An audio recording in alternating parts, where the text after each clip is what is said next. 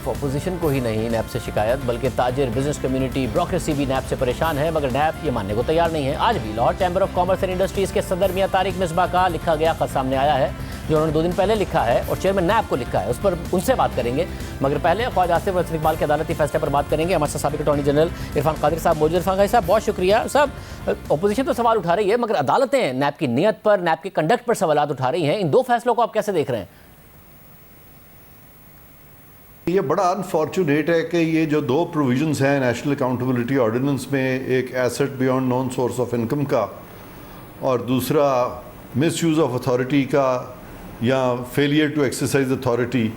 اور یا جو جس پہ کہ ڈیسیژن میکنگ جو ہے اس سے اگر کوئی احتساب کا ادارہ ایگری نہیں کرتا تو وہ اپنی ڈیسیژن میکنگ اس پہ سبسٹیچیوٹ کرنا چاہتا ہے۔ اب احسن اقبال صاحب کے کیس میں ایک ڈیسیژن میکنگ ہوئی ہے جس کی امپلیمنٹیشن وہ جب منسٹر نہیں رہے تو اس کے بعد اس ساری چیز کی امپلیمنٹیشن ہوئی ہے، اور اس میں انہوں نے ان کو پابند سلاسل بھی رکھا اور اس میں کوئی کک بیکس نہیں تھی، کوئی کرپشن نہیں تھی، اور حالانکہ مس یوز آف اتھارٹی کا جو آفینس ہے اس میں جو فور موسٹ انگریڈینٹ ہے وہ ہے کہ اپنے آپ کو کسی کو رانگ فل گین ہو، یعنی اپنے آپ کو کوئی ایڈوانٹیج ہو، وہ سب سے پہلا انگریڈینٹ ہے اس آفینس کا، کہ benefit to ones own self, تو وہ بھی یہاں پہ کوئی نہیں تھا، اور اگر کسی اور کو بینیفٹ ہوئے تو وہ تو سیکنڈری کنسیڈریشن ہے، سب سے جو فور موسٹ ہے وہ تو آپ کو کوئی بینیفٹ ہو کے نہ ہو۔ اور یہ ہم شروع سے جانتے ہیں کہ جو کرپشن کا کرائم ہے یا کوئی بھی کرائم ہے اس میں ایک ایکٹ ہوتا ہے، ایک انٹینٹ ہوتا ہے، تو دونوں مل کے کانسٹیچیوٹ کرتے ہیں کرائم، یعنی act and intent must concur to constitute crime. یہاں پہ نہ تو کرمنل ایکٹ ہے نہ انٹینٹ ہے ٹو کمٹ کرائم، اور احسن اقبال صاحب جو ہے ان کے خلاف یہ سارا کیس بنا دیا گیا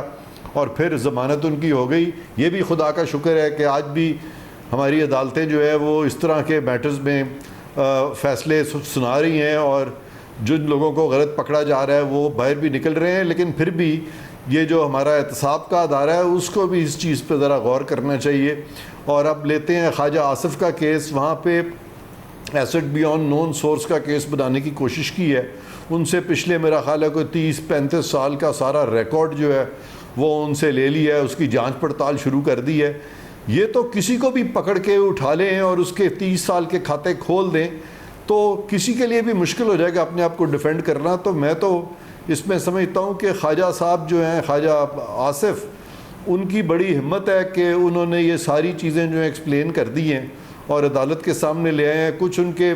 غالباً کوئی فورن کرنسی تھی، ان کی جو ریمیٹنسز تھے اس پہ کیسز بنائے گئے، حالانکہ فورن کرنسی جو ریمیٹنسز ہیں ان پہ تو ویسے بھی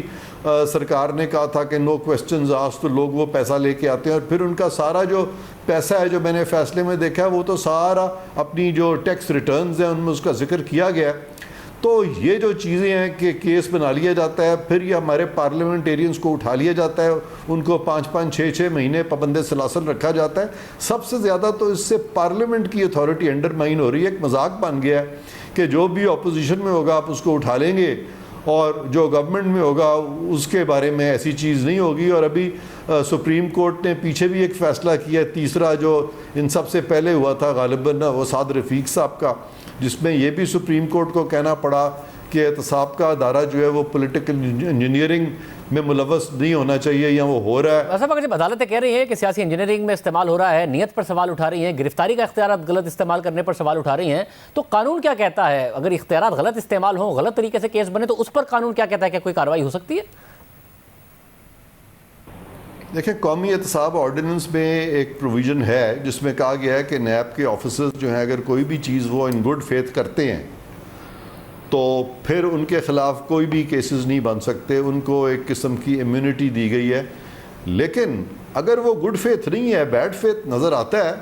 تو میں سمجھتا ہوں کم از کم ڈسپلنری ایکشن تو ہونا چاہیے، اور اگر کوئی اس طرح کے شواہد ملتی ہیں جہاں پہ وہ کسی کے ساتھ مکسڈ اپ ہیں تو پھر تو نارمل لا کے تحت ان کے خلاف فوجداری کیسز بھی بنائے جانے چاہیے، کیونکہ وہ پبلک سرونٹس جب اس طرح کی چیز کرتے ہیں اور لوگوں سے مل جاتے ہیں یا کک بیکس لیتے ہیں یا